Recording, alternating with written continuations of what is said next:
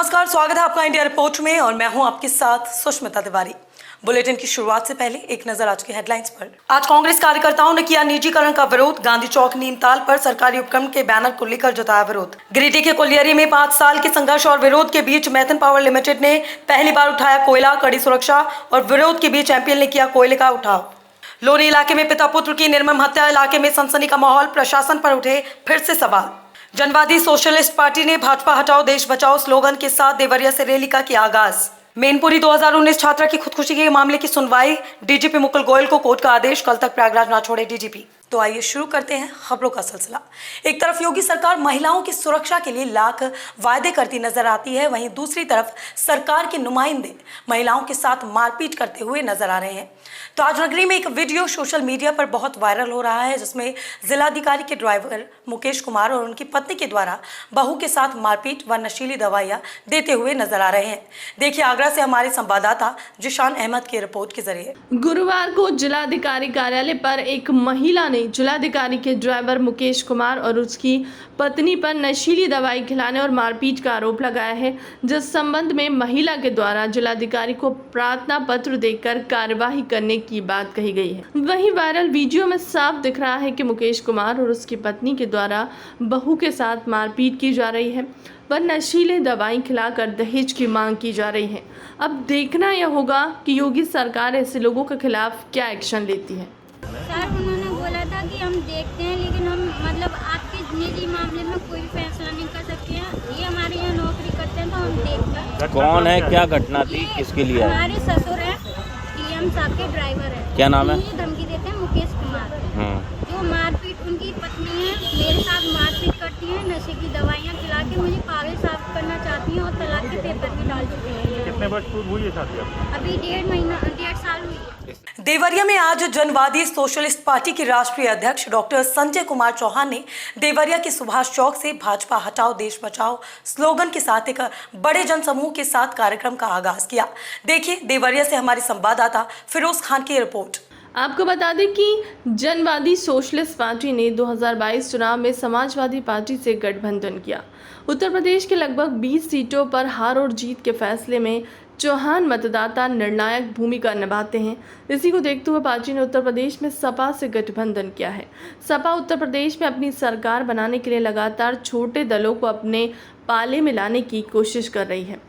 पत्रकारों से बात करते हुए जनवादी सोशलिस्ट पार्टी के राष्ट्रीय अध्यक्ष डॉक्टर संजय सिंह चौहान ने कहा कि भाजपा ने सत्ता पाने के लिए हमारे चौहान समाज का इस्तेमाल किया है। अब चौहान समाज ने ठाना है कि इन जन विरोधी भाजपा पार्टी को सत्ता से बेदखल करना है। इसी को ध्यान में रखते हुए इस रैली का आयोजन किया गया, जिसका समापन लखीमपुर खीरी में एक बड़ी जनसभा के साथ किया जाएगा, जिसके मुख्य अतिथि सपा के राष्ट्रीय अध्यक्ष अखिलेश यादव होंगे।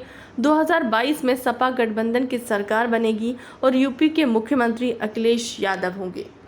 जनता जब साथ है तो निश्चित तौर पर नेता जनता की बात ही तो कहेगा, और उत्तर प्रदेश को भाजपा ने बहुत निराश किया है और वह निराशा निश्चित तौर पर भाजपा को यहाँ से पूरी तरह से खत्म करेगी। सारे सर्वे फेल हो जाएंगे। जनता मूड बना चुकी है, भाजपा कुछ नहीं कर पाएगी। जनपद बहराइच में लगातार कुछ हफ्तों से हत्याओं का सिलसिला जारी है। जिले में बड़े अपराधों ने पुलिस या तंत्र की धज्जियां उड़ा दी हैं। अभी हाल ही में 2 दिनों में हुई 4 हत्याओं का खुलासा अभी भी पुलिस नहीं कर पाई है कि फिर एक बच्चे की हत्या का प्रयास कर अपराधियों ने पुलिस को बड़ी चुनौती दी है। देखिए बहराइच से हमारे संवाददाता ZD सिद्दीकी की ये रिपोर्ट। फिर एक बच्चे की हत्या का प्रयास कर अपराधियों ने पुलिस को बड़ी चुनौती दे डाली है। बताया जा रहा है कि बोंडी इलाके में 7 साल का एक बच्चा अपने खेत में गया हुआ था, जहां उसका गला रेतकर हत्या का प्रयास किया गया। बच्चे के चीखने चिल्लाने की आवाज़ सुनकर हत्यारे फरार हो गए। बच्चे को इलाज के लिए जिला अस्पताल में भर्ती करवाया गया, जहां उसकी हालात अत्यंत नाजुक बनी हुई है। बच्चे के परिजनों का कहना है कि बच्चे के गर्दन और हाथ पर धारदार हथियार से वार किया गया है। बहराइच में लगातार हो रही हत्याओं ने पुलिस महकमे पर बड़ा सवाल पैदा कर दिया है। ऐसे में देखना यह होगा कि इन बड़ी वारदातों का खुलासा कब तक बहराइच पुलिस कर पाती है। हम साहब कटिया काटते रहे, हम जब आए हैं वहाँ से तब चले गाँव में हल्ला हुआ कि कोई लड़का काट दी, तब दौड़ के आए हैं गाँव बाहर तो देखा है जनी मेहरुआ है, वो बकरिया से हाथ रहा है, ठीक है। आज ही लागे, तब हम उनके हाथ तुरंत पकड़ा है, मोटरसाइकिल बैठे के लेकर आ गया। अब साहब ही हम ना दिया खाए तो कौन नहीं बताए कौन चीज़ से काटे, क्योंकि हाथे में निशान है और गले में है। हाँ चक्कू लागा था साहब, चक्कू से काटा गया, चक्कू से, छुरी से, दुश्मनी ना है कोनो। आज कौड़ा ग्राम सभा के ग्राम ठपराइनपुरवा में आशिफ अली पुत्र रमजान, जो कि लगभग 6-7 साल का बालक है, वहाँ एक गन्ने के खेत के किनारे उसके हाथ में एवं गर्दन पर कुछ कटे होने का निशान पाया गया था। तत्काल उसको चिकित्सीय उपचार के लिए जिला अस्पताल रवाना करके उसका चिकित्सीय उपचार कराया गया है। गाजियाबाद के लोनी ट्रॉनिका सिटी थाना क्षेत्र की कासिम विहार कॉलोनी में बुधवार की रात कबाड़ कारोबारी व उनके मासूम पुत्र की धारदार हथियार से घर में घुसकर निर्मम हत्या कर दी गई। कारोबारी की पत्नी अपने 3 बच्चों के साथ मायके में शादी समारोह में गई हुई थी। गुरुवार सुबह दोहरे हत्याकांड का पता चलने पर जहां लोगों में सनसनी फैल गई, वहीं मृतकों के परिजनों में कोहराम मच गया। मामले की जानकारी मिलने पर स्थानीय पुलिस के साथ पुलिस अधिकारी मौके पर पहुंचे और पूरे मामले की जाँच पड़ताल की। देखिए गाजियाबाद से हमारे संवाददाता सुनील शर्मा की रिपोर्ट। गुरुवार सुबह दोहरे हत्याकांड का पता चलने पर जहां लोगों में सनसनी फैल गई, वहीं मृतकों के परिजनों में कोहराम मच गया। मामले की जानकारी मिलने पर स्थानीय पुलिस के साथ पुलिस अधिकारी मौके पर पहुंचे और पूरे मामले की जांच पड़ताल की। एसपी देहात डॉक्टर रज राजा का कहना है कि यह तो साफ है कि वारदात में किसी परिचित का हाथ है। घर में कोई लूटपाट नहीं हुई है। हत्यारों का मकसद केवल हत्या करना था। आसपास लगे सीसीटीवी कैमरों की फुटेज खंगाली जा रही है। इसके साथ ही पूरे मामले की गंभीरता से जांच पड़ताल चल रही है। तहरीर के आधार पर रिपोर्ट दर्ज की जा रही है। दोहरे हत्याकांड का जल्द खुलासा कर दिया जाएगा। सर कारोबार तो हमारा पुरानी लकड़ी का था, जो पुराने दरवाजे होते हैं, पुरानी विंडो होती हैं, कड़ी वगैरह, तो लकड़ी का काम था।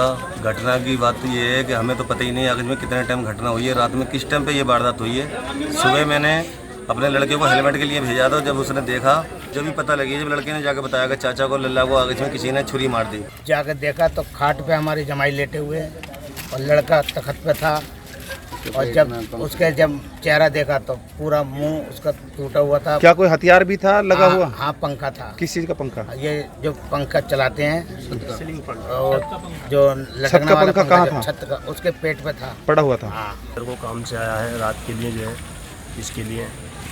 आपको कब पता लगा था? हमें तो सुबह पता लगा, भतीजा हमारा आया है घर में। तो उसके अलावा किसी को कॉलोनी में सुबह से नहीं पता था? किसी को नहीं। तो आप क्या संभावना जताएंगे, क्या हत्यारा जो सुबह के समय घर में दाखिल हुआ है रात को हुआ होगा? ये तो सर कह नहीं सकते इस बारे में। ये थाना ट्रोनिका सिटी रामपाल चौकी क्षेत्र की घटना है, जहाँ पर एक व्यक्ति नईमुल हसन, जिनकी उम्र लगभग 35 वर्ष थी, और उनके पुत्र जिसकी उम्र लगभग 7-8 वर्ष थी, इन दोनों का किसी ने धारदार हथियार से रात में या सुबह जल्दी अर्ली मॉर्निंग इनके साथ मारपीट हुई और उसके बाद इनका गला रेता गया है। डीजीपी मुकुल गोयल को कोर्ट का आदेश दिया गया है, जिसमें साफ तौर पर लिखा है कि वो कल तक प्रयागराज नहीं छोड़ सकते। 2019 में मैनपुरी में नवोदय विद्यालय की छात्रा की संदिग्ध मौत मामले में आज डीजीपी की पेशी थी। डीजीपी के जवाब से कोर्ट संतुष्ट नहीं हुआ। कोर्ट ने कहा कि कल पूरी तैयारी के साथ कोर्ट में हाजिर होइए। कोर्ट ने तत्कालीन कप्तान मैनपुरी के खिलाफ कार्यवाही के आदेश दिए थे। पुलिस की लापरवाही पर कोर्ट ने नाराजगी जताई है। 2019 के मामले पर 2021 में FIR दर्ज हुई है। देखिए रिपोर्ट। थी, लेकिन पुलिस द्वारा उसे आत्महत्या करार दिया गया था। जिस मामले में दोषियों के खिलाफ कार्रवाई करने को लेकर एक जनहित याचिका माननीय उच्च न्यायालय में दाखिल हुई थी, जिसकी सुनवाई करते हुए acting chief justice M.N. Bhandari व जस्टिस अनिल ओझा ने बहुत कड़ा रुख अपनाया, जिसमें प्रदेश के डीजीपी मुकुल गोयल को अदालत में आज तलब किया गया था। मुकुल गोयल ने इस मामले में कोई सही तरीके से सफाई नहीं दी, जिसको लेकर कोर्ट ने बहुत नाराज हुई और कोर्ट ने सख्त रुख अपनाते हुए डीजीपी को हिदायत दी कि वो मैनपुरी के एसपी को तत्काल हटा दें या उनको जबरन सेवानिवृत्त करवा दें, क्योंकि उनके पुलिस विभाग द्वारा काफी लापरवाही हुई है। पोस्टमार्टम रिपोर्ट से साबित है कि उसकी जैसे आत्महत्या बनाने की कोशिश की गई है। साथ ही साथ कोर्ट ने भी पाया कि पंचायतनामे में पुलिस ने बहुत लिपापोती की है और 15 नवंबर 2019 की आगरा लैब की रिपोर्ट को भी देखा, जिसमें लड़की के साथ रेप की बात कही गई है। साथ ही साथ पुरुष का स्पर्म भी बरामद हुआ है। लिहाजा कोर्ट ने बड़ा सख्त रुख अपनाते हुए डीजीपी को निर्देश दिया है कि वो इलाहाबाद नहीं छोड़ेंगे और कल पुनः कोर्ट में पेश होकर अब पूरी मामले की पूरी विस्तृत जांच जो है वो रिपोर्ट जो भी है वो अदालत के सामने पेश करेंगे और पूरे मामले को और सभी तर्कों को अदालत को बताएंगे। ऐसे नसीम एडवोकेट।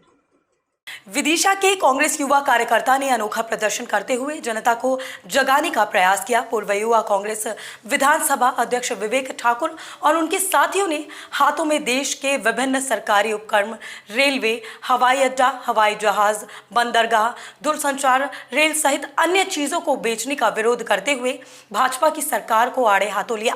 देखिए विदिशा से हमारे संवाददाता सोनू नामदेव की ये रिपोर्ट।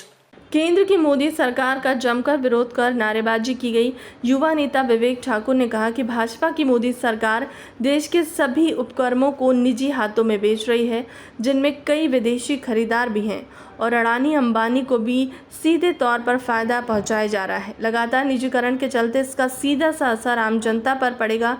कोई आश्चर्य नहीं होगा कि आगामी समय में जिस पर सड़क पर खड़े हैं वहाँ सड़क भी सरकारी ना बचे। उन्होंने आम जनता से अपील करते हुए कहा कि अभी समय है, जाग जाओ और भाजपा की मोदी सरकार का विरोध करो।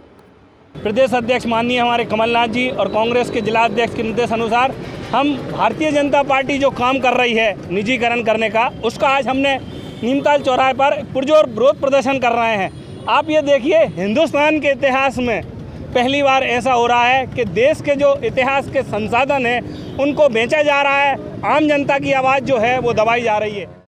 यूपी के हाथरस जिले के बहुचर्चित हाथरस बेटी कांड को 1 वर्ष हो गया है। 1 वर्ष बीत जाने के बाद बेटी की पीड़ित परिवार को न्याय नहीं मिल सका है, इसलिए परिवार संतुष्ट नहीं है। बेटी के परिजनों की माने तो सरकार ने उन्हें आर्थिक मदद के अलावा मकान तथा परिवार के एक सदस्य को नौकरी देने का वायदा किया था, लेकिन मकान और नौकरी के मामले में उनके हाथ खाली हैं। अलबत्ता सीआरपीएफ के जवानों की सुरक्षा मिलने से वे अपने आप को सुरक्षित अवश्य महसूस कर रहे हैं। देखिए हाथरस से हमारे संवाददाता शानू आलम की रिपोर्ट।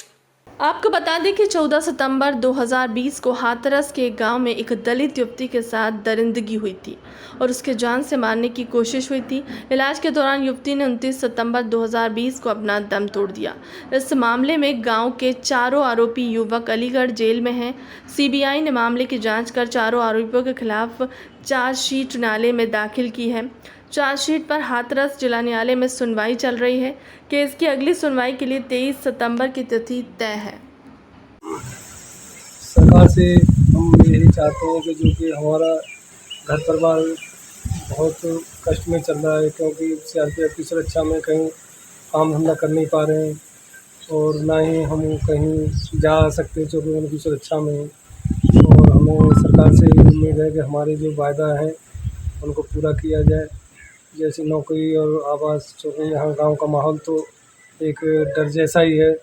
यहाँ से हम निकल के कहीं बाहर काम धंधा करेंगे तो एकदम कम से कम अपना सुरक्षित महसूस तो करेंगे और हमें न्याय मिलना चाहिए। 1 साल हो चुकी है, अभी भी वही हमारा हाल है। 1 साल से देख रहे हैं हम लोग, अब कहीं जा नहीं पा रहे हैं, कुछ कर नहीं पा रहे हैं, सब कुछ ठप पड़ा हमारा।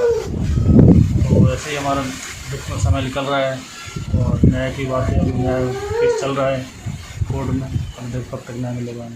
गिरिडीह कोलियारी बचाव संघर्ष मंच के विरोध के बावजूद मैथन पावर लिमिटेड एमपीएल का कोयला उठाव शुरू हो गया। इस दौरान गिरिडीह कोलियारी की ओपन कास्ट परियोजना में गहमा-गहमी भरा माहौल रहा। स्थानीय स्तर पर पिछले 5 वर्षों से चल रहे विरोध के चलते एमपीएल का कोयला नहीं उठ रहा था।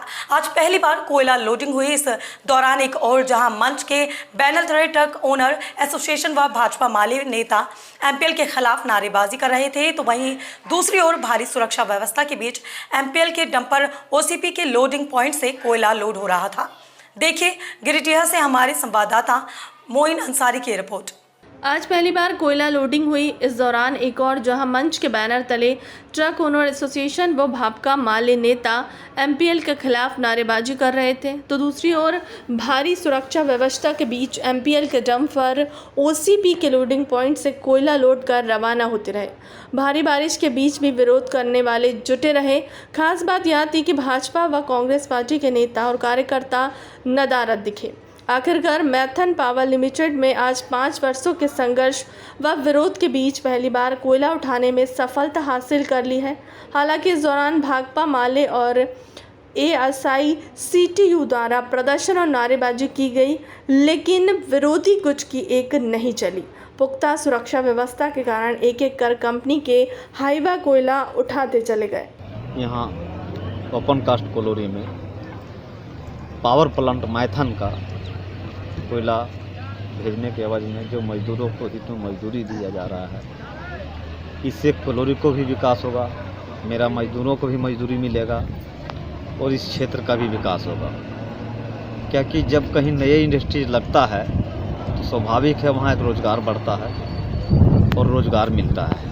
ये पावर प्लांट एक नया चीज़ हमारा गिरिडीह ओपन कास्ट में आया है और बहुत शांतिपूर्ण से यहाँ का लोगों ने और हमारे विपक्षी साथी ने, मित्रों ने, मैं उसको साधुवाद कहता हूँ कि शांतिपूर्ण ढंग से यहाँ से MPL उठा।